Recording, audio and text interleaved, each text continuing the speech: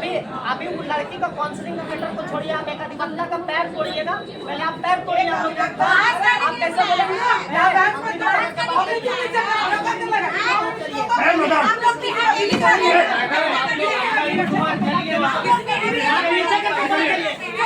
क्या हुआ था आज कोर्ट में? पूरा हंगामा हो रहा है। एक केस चल रहा था हम लोगों के पास 548C22, जिसमें कि हम इन्फॉर्मेंट के साइड से हैं और एक्यूज का जो है बेल यहाँ से रिजेक्ट हो गया था, तो वो उच्च न्यायालय में बेल लगाया। वहाँ से एक ऑब्जर्वेशन दिया गया था कि आप 4 सप्ताह के अंदर न्यायालय में आत्मसमर्पण करिए और ज्वाइंट एफिडेविट के साथ आत्मसमर्पण करिए।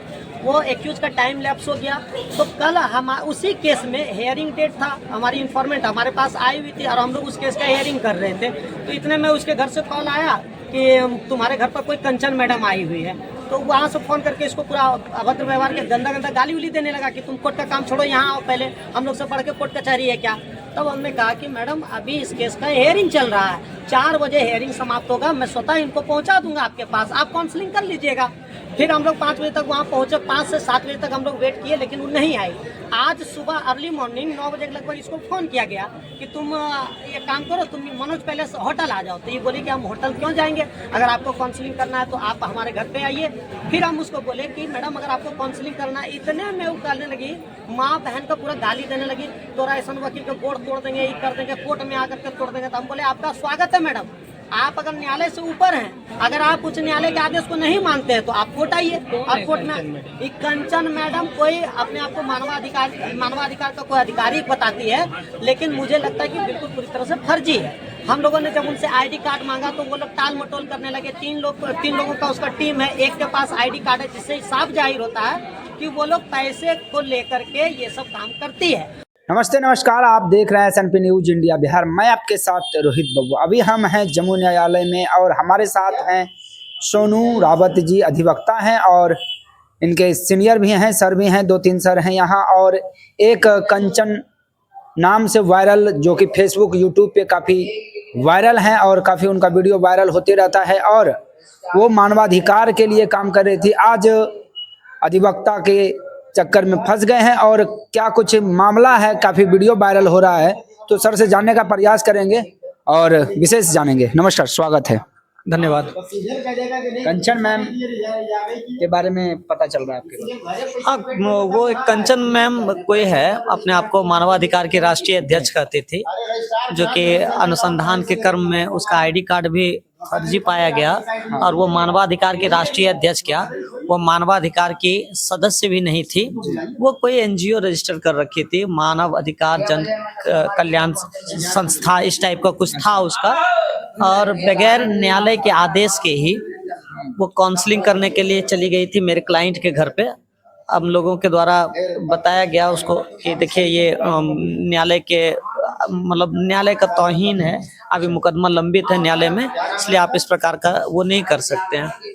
तो वो बहुत तरह से थ्रेटिंग वगैरह देने लगी, गाली गलौज पूरा करने लगे। मेरे क्लाइंट को भी बहुत तरह का, मेरे क्लाइंट को भी किया और हमको भी की।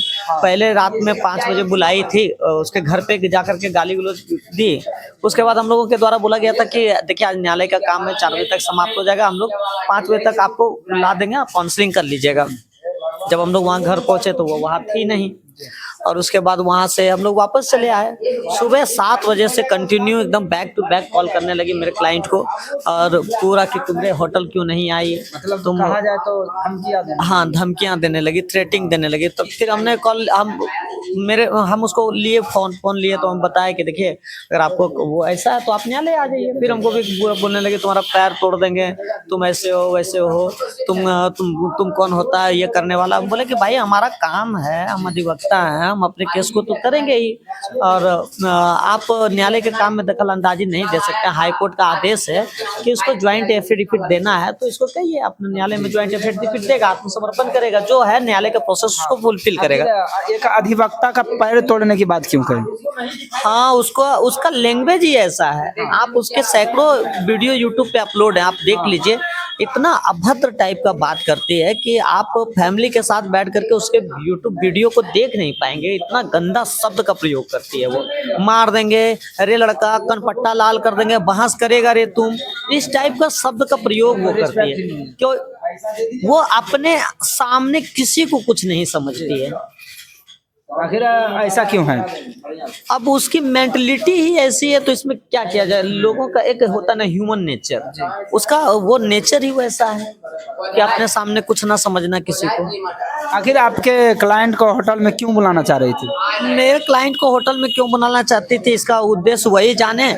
लेकिन वो मेरे क्लाइंट का जो उस केस का जो एक्यूज है नीतीश कुमार, उससे मोटी रकम ले लिया था, 15,000 रुपये ले करके उसके साइड से आ करके इसको थ्रेट कर रही थी, धमकी दे रही थी, गाली गलौज कर रही थी, डरा धमका रही थी उसको। अच्छा, जब आपके पैर तोड़ने का बात कही वो लोग, तो क्या आप क्या कार्रवाई किए?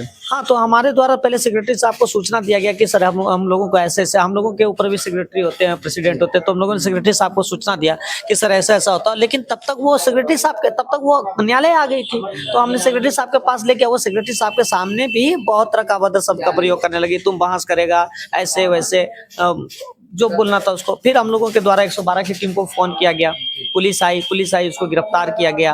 गिरफ्तार करने के बाद उसके आईडी को जब्त किया गया। हम लोगों के द्वारा एक लिखित आवेदन थाना को दिया गया, टाउन थाना के द्वारा उस पर मुकदमा दर्ज किया गया, जिस मुकदमा संख्या है 745/24। मुकदमा दर्ज होने के बाद अनुसंधान जारी हुआ और उसके बाद पुलिस अपना काम कर रही है। सुनने में आ रहा है कि वो पैसा का मांग करती है। हाँ, बिल्कुल पैसे का मांग की थी और हम लोगों के पास वीडियो फुटेज भी है। 15,000 रुपये ले रखी थी और 10,000 रुपये और देने की बात थी। ये पैसा मांगना उनका एक धंधा है। अब देखिए, अपने रोजगार के लिए कुछ भी करे, लेकिन ये समाज सेवी मतलब समाज के लोगों का कल्याण करने वाले, ये इस नाम को वो गंदा कर दी। मतलब आपके हिसाब से कहा जाए तो वो एक समाज सेवी के तौर पे काम कर रहे थे। मुझे नहीं लगता वो समाज सेवी। समाज सेवा मीन्स निस्वार्थ भावना से जो समाज के लोगों का सेवा करता है, उसे समाज सेवी कहते हैं। और ये निस्वार्थ नहीं, इसका स्वार्थ जुड़ा हुआ था। ये पैसा, ये बिजनेस कर रही थी। तो क्या उनको न्याय मिलेगा फिर, या फिर अन्याय उसका खत्म होगा? हम लोगों की तरफ से कोई कमी नहीं छोड़ी जाएगी उसको सजा दिलाने के लिए। और हम लोगों ने जो FIR दर्ज कराया है उसमें 7 इयर्स का पनिशमेंट है। संभवतः हम लोग कंटेस्ट करेंगे और पनिशमेंट दिलाएंगे। कितने लोग आए थे वो लोग? उधर से 3 महिलाएं थी, एक पुरुष जो था वो नहीं आया था, सूरज कुमार, वो बाहर ही था। बाद में फिर वो आया और आकर के यहाँ माफीनामा वगैरह लिख करके दिया कि सर, सूरज कुमार उसका कोई कैमरामैन या वीडियोग्राफर वगैरह है, उसके द्वारा बताया गया कि सर हम लोगों के द्वारा अब इस प्रकार का कृत्य नहीं किया जाएगा और इस बार क्षमा कर दीजिए, हम लोग कहीं नहीं करेंगे। लिखित में उसने रिटर्न का माफीनामा हम लोगों को संघ में आकर के हमारे सेक्रेटरी साहब के कार्यालय में दे करके गया है। तो उस पर हम लोगों के द्वारा थोड़ी सी नरमी बरती गई है, लेकिन मैं कंटेस्ट करूंगा और उसे सजा दिलाऊंगा। सोनू जी, ये न्याय के लिए किस तरह का कार्य करते हैं आप? किस तरह का कार्य करते हैं देख सकते हैं, जिस प्रकार से लोगों की अपेक्षा होती है और हम लोग मदद करते हैं लोगों को। काफ़ी गरीब लोग होते हैं, उनके ऊपर FIR हो जाता है और बहुत फर्जी FIR भी होता है, तो उनके लिए क्या सुविधा है आपके पास? अपने क्षमता के अनुसार जो हो सकेगा हम लोग मदद करते हैं, कानून के दायरे में रह करके। न्याय दिलाने का बिल्कुल जी। और बाकी अपने लिए क्या कुछ कहेंगे? मैं अपने लिए कुछ नहीं कहूँगा, मैं बस समाज के लोगों को आपके चैनल के माध्यम से यही संदेश देना चाहता हूँ, किसी भी फर्जी व्यक्ति से। मैं ये नहीं कहता हूँ कि सब फर्जी होते हैं, आप डरिए नहीं, डट कर सामना करिए। और आप उससे, अगर आपके घर पे कभी भी इस प्रकार की घटना घटती है तो आपको, आपका अधिकार है, कानून ने आपको अधिकार दे रखा, आप उससे उसकी ID को मांगिए, वो किस रीजन से आया है उस रीजन को जान सकते हैं आप। अगर आप उससे आप ये भी मांग सकते हैं कि आपके पास न्यायालय का कोई वैध कागजात अगर है तो उसको भी प्रस्तुत करना है। कभी कभार देखा जाता है कि प्रशासन आती है, पुलिस आती है थाने से और डायरेक्ट नाम बोल के लड़के को या फिर किसी को अरेस्ट करके ले जाती है। देखिए है क्या कि कुछ ऑफेंस बीएनएस में ऐसे भी हैं जिसमें कि आपको अरेस्ट करने के लिए वारंट की आवश्यकता नहीं होती है, लेकिन अभी जो है कि नया वाला कानून में कुछ चेंजेस आए हैं जिसमें कि 7 ईयर से कम की जिसमें सजा है, मतलब एटलीस्ट 7 ईयर तक की सजा है, उसमें पुलिस आपको बगैर वारंट के गिरफ्तार नहीं कर सकती है। 3/5 का नोटिस दे करके वो आपको थाने से बॉन्ड पे छोड़ेगी, फिर जब चार्जशीट सबमिट होगा तो आप न्यायालय से जमानत ले सकते हैं। अभी नया कानून आया, नया कानून के बारे में लोगों को थोड़ा सा जागृत करें।